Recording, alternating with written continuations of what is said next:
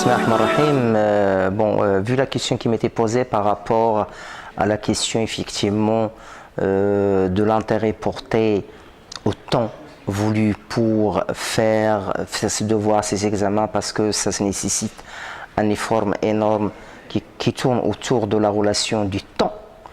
Le temps, en fait, on a deux situations, ce qu'on appelle le temps psychologique et le temps réel.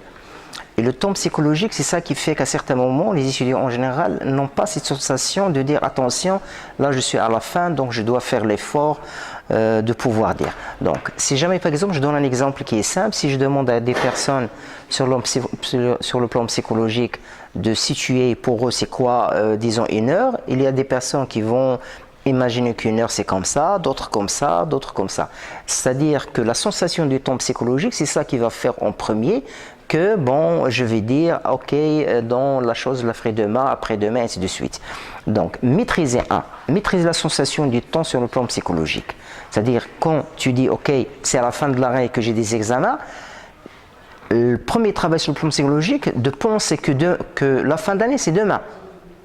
C'est pas dans 3 mois ou 4 mois. Parce que je vais, en fait, faire séparer le temps réel du temps psychologique. 2, c'est en général, il faut faire un programme qui va situer le travail. C'est-à-dire que dans un mois, je vais finir telle partie. Le 15 du mois, je vais finir telle partie. C'est-à-dire qu'il faut avoir un programme clair, net par rapport à une progression qui se situe au niveau du temps.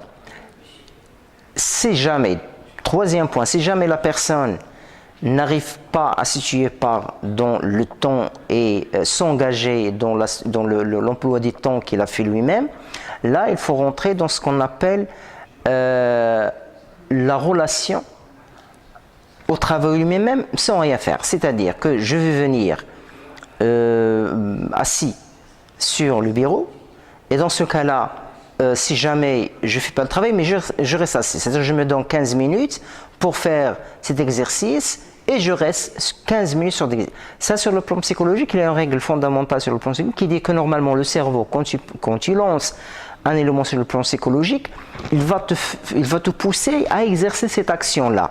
Et donc, si tu n'arrives pas à la faire, mais tu arrives et tu t'assois sur le bureau, même si tu ne travailles pas, tu vas la continuer à la faire, ça va te pousser finalement à faire ce travail-là.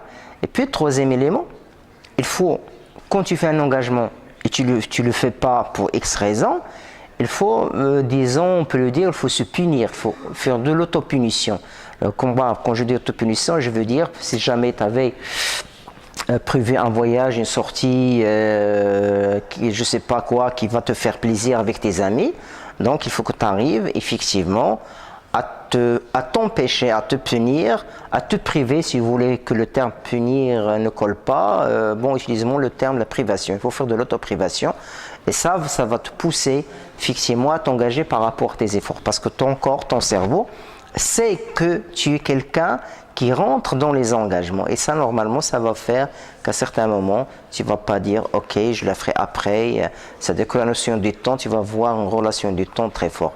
Je pense un petit peu les 3 ou les 4 éléments qui vont permettre de gérer un petit peu cette relation au temps parce que je sais que ça pose énormément de problèmes aux étudiants en général, que ce soit ici ou que ce soit ailleurs.